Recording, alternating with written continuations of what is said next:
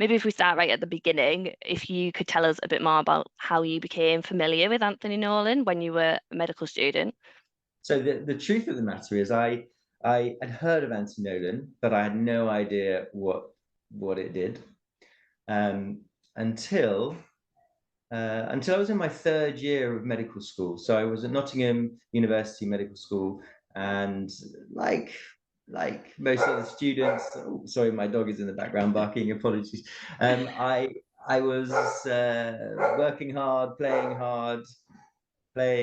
lots of rugby, and generally having what I describe as a relatively carefree, fun existence. And one evening, we were living in a student house at the time, and my mother told me on the phone that one of my friends, childhood friends, a girl called Karen Morris, um, had been diagnosed with chronic myeloid leukemia, and she was really sick, and she needed this thing called a bone marrow transplant. Now I knew about bone marrow transplantation a little bit, so I knew it was very serious. So I just thought to myself, what can I do to help her indirectly? She doesn't even need to know about it, but what could I do? So I got together a group of medical student colleagues, and we actually ran what was a really successful recruit, our first ever recruitment.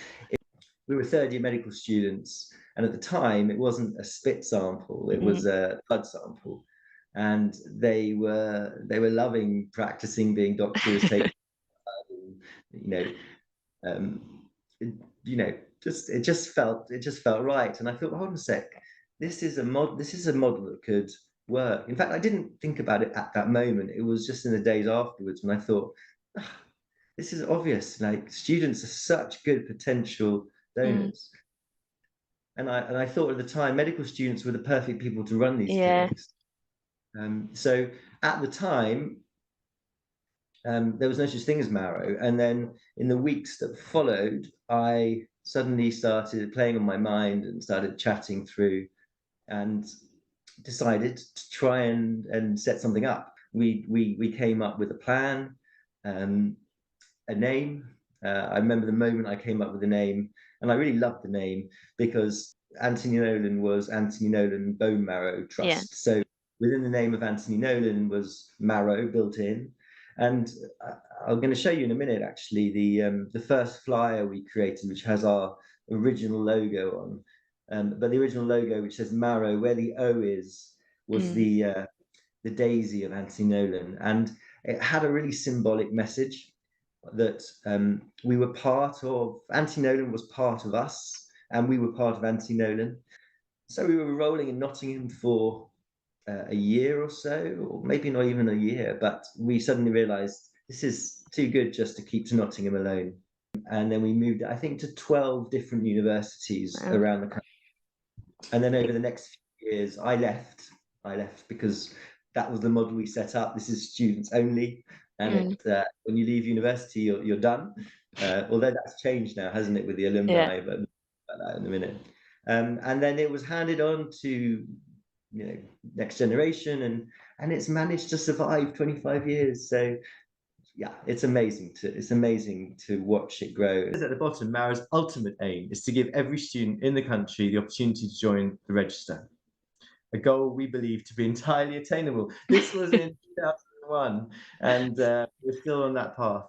Still But you can going. see on the left-hand side of the screen, there's one of our first sort of posters about trying to get people in the university to know what we were doing. Our creative studio team will be trying to recruit you, James.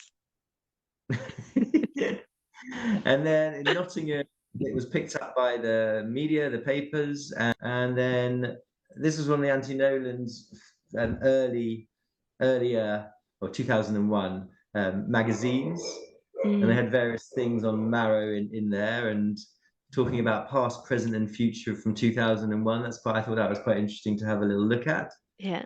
And then jumping forward a few years, so this is Marrow's 10th birthday. We're 25 now, so 15 years ago in Manchester. And then I just added in a little timeline. But anyway, those are a few memories from the time. I think it's funny looking at that little timeline you had, at the bottom it said something about the first event at Durham, and the full Monty. Um, it's funny to think that that was the kind of events Marrow were running then, and now at Yeah. Anthony Nolan, everyone's horrified when they run naked calendars and get tattoos. So it's nice to know they've always been coming up with interesting ideas to fundraise for us. Students will be students at the end of, Exactly. And that's what makes it so great.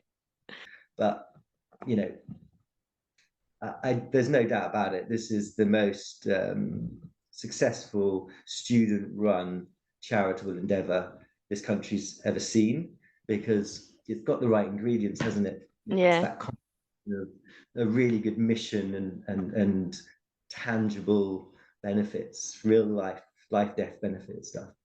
There's a stereotype, isn't there, about students and students being lazy and students don't make things happen and they sleep in and whatever else. But I think we don't see that when we look at Marrow as like Marrow is a perfect kind of example of showing what students are capable of and what they can achieve and how incredible they can be and how unfairly treated they can be sometimes with that stereotype.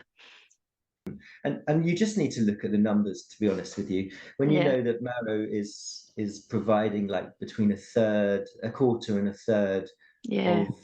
of um, potential donors, but also of people who actually donate. I guess that leads me nicely into a question that I thought of. So obviously in the 25 years that Marrow's existed, like you said, they've done absolutely incredible things. So for people that don't know, nearly 180,000 people have been added to the register through Marrow's recruitment events, and over 1,800 of them have gone on to donate. And then we were doing some number crunching recently, and although we don't have exact figures, we're very confident that Marrow have fundraised well over £1 million. We estimate to be closer to 1.5 million, which is just absolutely incredible.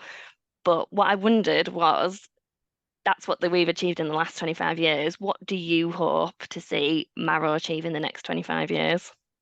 Wow, look into the future, eh? Yeah, Those that's staggering because not all of them, obviously, and that's one of the challenges we have in this field is to improve survival rate following a bone marrow or a stem cell transplantation. But a majority of those people who had those procedures will have survived when they wouldn't otherwise, and yeah, or hopefully at least had more time. at least had more time. As for Marrow, I think it's about doing what it does well, even better. Mm. Um, Never losing that social connected. We're in a, you know, we're on a mission to make important changes together. And I think that means people coming together. I guess it's the hope I have too, that Marrow kind of infiltrates every part of the organization and where it can. And that's kind of my aim and hope, that I know how great they are, I know how much potential they are, and how can we get them more involved. And from my perspective of being a volunteer and now working at Anthony Nolan, I know that I just wanted more. I wanted to be more involved with Anthony Nolan and do everything I can. And so it's where are those opportunities for our volunteers? And at the heart, they're recruiting people on campus, but those people who are most keen can get involved in all these other things, and it just strengthens their connection to Anthony Nolan. And then, like you say, they become part of the alumni group and they're lifelong committed to Anthony Nolan. You're going to find in 2050 that all employees at Anthony Nolan are going to be ex-Marrow. Fingers It's going to crossed, that's the dream. I just, as you were talking, I'm just thinking to myself, I'm just, what a wonderful organization Anti Nolan is. I mean, honestly, most people don't stop and think about it, but Anti Nolan just has so many facets. Just to have been a part of that and to contribute to that has really just been an honor. I couldn't have landed in a better charity than Mm. this one. And I think that really echoes how well, it echoes how I feel about Marrow and Anthony Nolan, and obviously being a Marrow volunteer changed my life if that's not too extreme to say. Like I wouldn't be working at Anthony Nolan now had I not joined Marrow or joined the stem cell register and then gone on to be a Marrow volunteer. And I think that that is because of, like you said, Anthony Nolan's special charity. It's different. It offers a different experience for people. That the whole idea of recruiting somebody and then them actually donating and potentially saving someone's life is a feeling like Magic. no other. Yeah, it's yeah, magic. That's a perfect word to describe it. And I think it's something that you don't get anywhere else, and that's why we have you and me and the other people who work at Anthony Nolan, all of the amazing Marrowers we have. They're just touched by the magic and then support Anthony Nolan, hopefully for life. That's a good little catchphrase, isn't it? Touched by the magic. I think it's really incredible to think of you then as just somebody who like did this event and then we're like, oops, oh my God, I can't believe what's happened. So I just wonder like how you feel now looking back and thinking of what's come because of you, really. Well, I'm very pleased that it's a project that I started that had longevity and success. There have been a few along the way, and but at that stage, I was quite, I didn't really understand myself that well, and I was quite sort of just diving into things.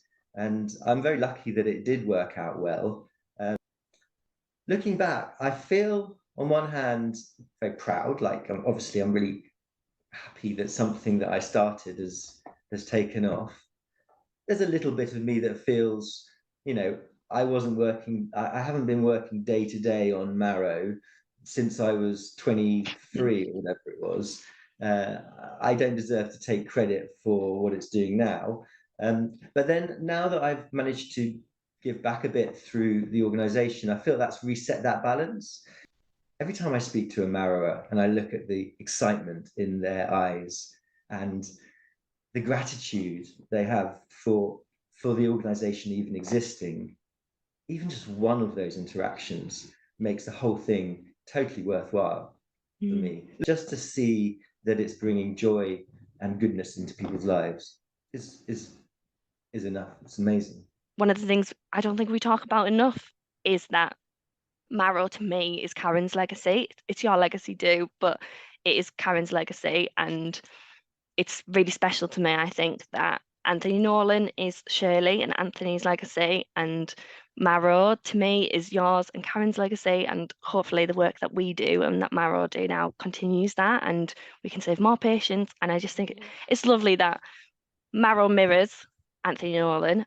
Well, it's been great talking to you. It's like what a lovely, like reminiscing about very happy memories. Well, I mean, I hope people have enjoyed our musings and reflections. Thank you very much for inviting me to do this. I appreciate it.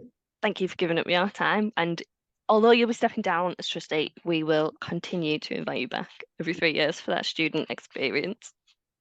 I'll be there. Thank you so much, Charlotte. Bye.